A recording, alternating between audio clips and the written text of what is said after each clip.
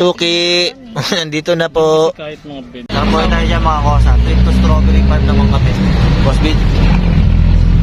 Pati yung mga tatlo na yan. Trip to strawberry farm.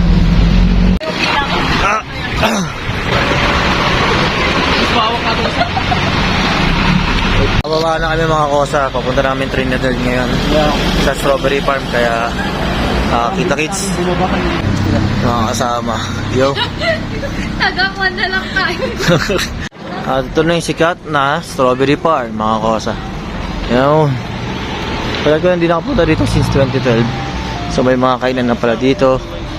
At Bagsak ka ng gulay? hindi ko alam kung nandito pa rin malaking strawberry. Dati kasi nandyan sa gitna yan. Saan ba tayo pupunta dito, boy? Doon tayo. Saan dun? Malapit sa strawberry. Okay. Yun pala yung malaking strawberry. Dun pa pala banda.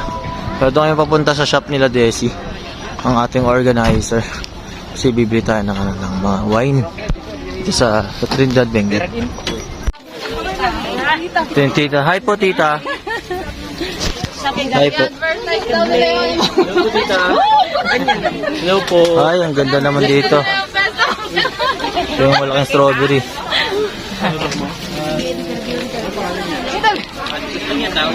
Strawberry farm.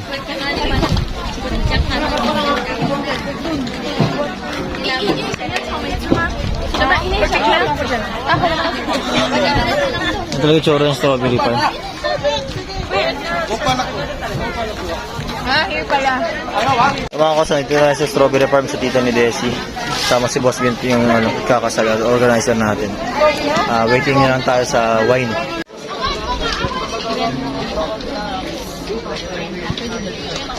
Pwede na lang.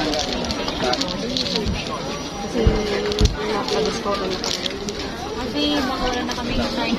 Ay, ganito. Oh. Mga ilang pieces yun. Ay, pero may bag. Tanong ko lang po. Check ko muna. May malalaki pa. Suki, pasok, Suki.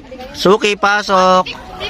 Suki, pasok. Anong gusto mo? Kawin na burat, Suki. Lika dito, alam ko pangangailangan mo yan. Tigil ka. Suki, oh. Lika. Kuya, dito na lang. Suki, Suki. Marami kaming supply nung lagi mong binibili, Suki. Suki, Suki.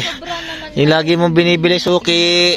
Nandito na po. Kahit mga bed. Tita, bye-bye. Bye-bye, tita. Sige po. Ingat, sige. Nagmano pa naman ako. Kala ko mag-uwi rin ako ng ganun.